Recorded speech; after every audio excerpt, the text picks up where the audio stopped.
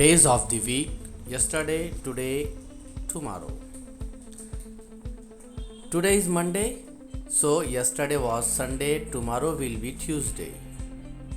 Now, today is Tuesday, yesterday was Monday, and tomorrow will be Wednesday, right?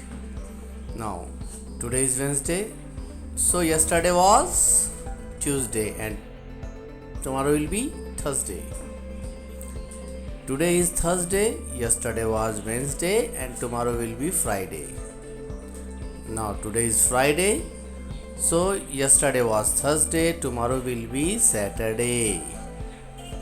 And today is Saturday, yesterday was Friday, tomorrow will be Sunday. Today is Sunday, yesterday was Saturday, and tomorrow will be Monday.